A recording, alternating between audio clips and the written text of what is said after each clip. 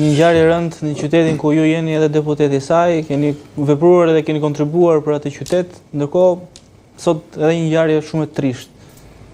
Çfarë mendoni se i ndodh shoqërisë? Po e filloi nga ngjarja e orëve të parë të mëngjesit në qytetin e Vlorës. 200 km/h ishte një shofer dhe mori përpara një kamarier 17 vjeçar. Kamarieri i punësuar në një i cili kthehej nga puna. Kthehej nga puna dhe shkon në shtëpi dhe gjen vdekjen në mënyrë të papritur nga një aksident tragjik automobilistik nga persona që drejton mjetet në gjendje të dhëur me shpejtësi të normale të lejuar. Pastaj kthehemi retrovers, na vjen picieri, na vret kamarierin në një lokal në qendër të Tiranës, një ngjarje shumë tragjike.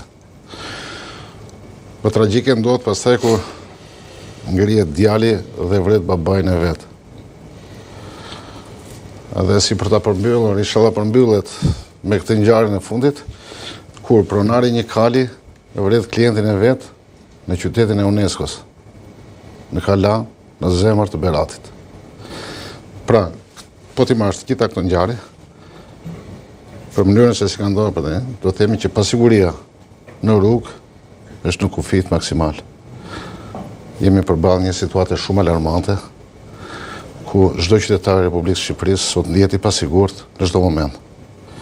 Imagjinoni tash të çosh një fëmijë të vetë punë, të shërbej njerëzve në një restoran, edhe të ngrihet picieri të marrë thikën e të votasi për vdekje bashkë punëtorën e vet që punojnë për një shërbim. Po si mundet të shkojë një turist në një qytet i cili ka një pasaportë të UNESCO-s, trashëgimia botërore, qytet ku kryetari i bashkisë, i cili e la më gjysmë të gjithë projektin e këtij qyteti, dhe të lejosh që në Kalan e Beratit të ushtrojnë veprime të tilla ku një person me një kal, i cili me një të kaluar merësisht kriminale në vitet e kaluar, të shërbej turistëve nga gjithë bota dhe turistëve brenda Shqipërisë. Dhe në fund jemi në një përfundim kaq tragjik. A mund të themi ne... Pra personi ka qenë me precedent penal... Absolutisht, një person me precedent penal të mëparshëm, i cili ka bërë vrasje para rreth 30 vitesh në qytetin e Beratit, dhe sot ushtrohet i profesion duke matur një kal për të shërbyer njerëzve në Kalan e Beratit.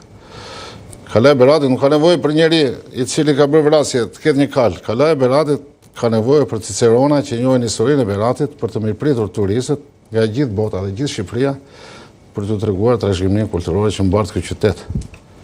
Po si u luftua maksimalisht nga intelektualët e Beratit, edhe nga kandidati që është sot për i pavarur në Bashkinë e Beratit, që është kryetari i shoqatës antipatria, që do bëj shumë fort për të qenë trashëgiminë botërore kulturore ky qytet. Dhe sot ne prezantojmë turistët me njëri i cili me një precedent kaq të rënd penal me një kal në Kalan e Beratit dhe vret një qytetar të pafajshëm në prezencë të fëmijëve, të familjes për cilën ne i urojmë, i shprehim ngushëllimet tona. Ne kupton për një ngjarje shumë tragjike, një ngjarje që ne na vjen keq të themi njerëzve vetë do shkonin në Kalan e Beratit, vizitonin këtë qytet. Pra, kjo pasiguri është në çdo cep të Shqipërisë, është një pasiguri shumë e madhe. Pasiguri e cila, me thënë drejt, ka shkuar në elementet e dëshpërimit të thellë të njerëzve, humbjes besimit dhe është reflektuar me një shpopullim të kësaj natyre. Ju do ta mendoni shumë mirë që është shumë e vështirë që sot një sipërmarrës, një biznes i vogël, po ta ketë një personel shërbimi, kamarier apo picier, e ka të vështirë të kërkojë llogari, pastaj se po ti thot dy fjalë më shumë për të kërkuar llogari, ti jeni bindur që e do largohet e do të rri. Pra jemi në këto kushte. Kryeministri na reklamon, na thot do sillen nga Bangladeshi, nga Filipinat, ku diun çfarë thon, nga tërë gjë. Ndërkohë që rinia shqiptare është në këto kushte tragjike. Si mundet të humbi jetën një fëmijë 17 vjeçar? Si mundet një turist të shkojë në një qytet të UNESCO-s edhe të vritet në qendrën botërore të kulturës, që është Kala e Beratit? A mundet ta pranojmë ne që djali të vrasë baban është të mëshme? Pra këto janë fenomenet të cilat dhe keqe bëj në këtë studio, por që është një shoqëri e cila është në një krizë identiteti totale. Dhe nuk është faj i qytetarëve shqiptarë. Është faj një keq menaxhimi dhe një keq qeverisje për 12 vjetësh, e cila ka prodhuar gjithë të konflikt të kësaj shoqërie, duke çuar në këtë mënyrë dëshpërimi në këtë nivel të shoqëri. Qartë. Zoti Azita, mi mbrëma dhe faleminderit. Ju keni punuar me të rinjt, keni punuar me familje, ndërkohë vazhdoni të punoni, ndërkohë që duket se dhuna ka arritur në nivele shumë të larta. Është momenti që dhuna të trajtohet si një emergjencë kombëtare? Pa diskutim. Më thënë, të gjitha ngjarjet janë ngjarje shumë tragjike. E vetmja gjë që ajo që unë dua të them është që ne ka 30 vjet si organizat, Mirena mos edhe më shumë se neve.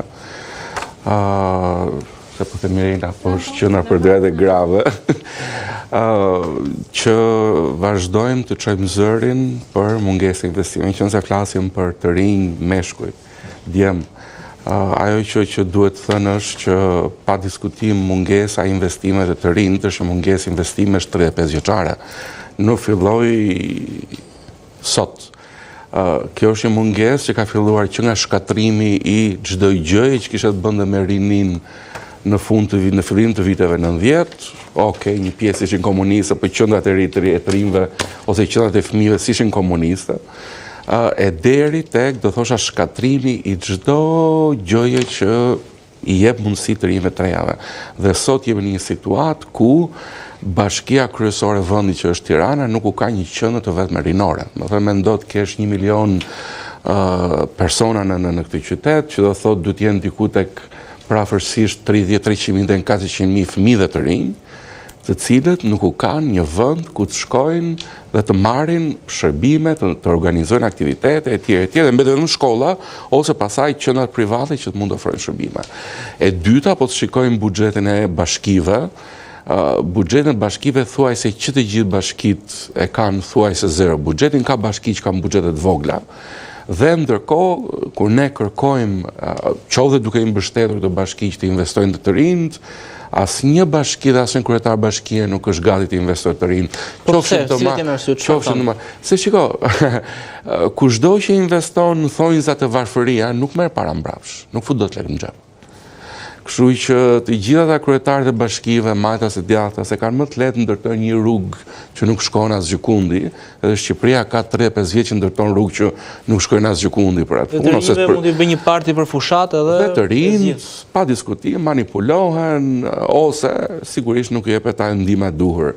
Tjetra, pa diskutim, ne jemi shoqëri që vazhdon të jetë në tranzicion, është fatkeqësi sepse mund të jetë një ndër, do thosha, shoqëritë më në tranzicion prej 35 vjetësh, një tranzicion që pa diskutim prodhon viktima si për sa i përket vajzave, si për sa i përket grave, si për sa i përket meshkujve dhe djemve.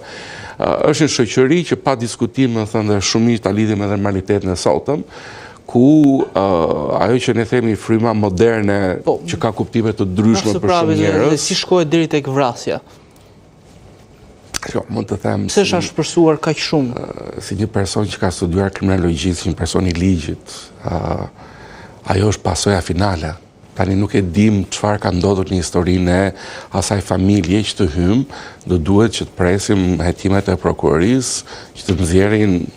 Po janë ngjarje njëra pas tjetrës, duket se humbet arsyen edhe të vret plumbi ose thika në këtë rast është më shpejt se sa fjala. Jam shumë dakord, po Shqipëria është një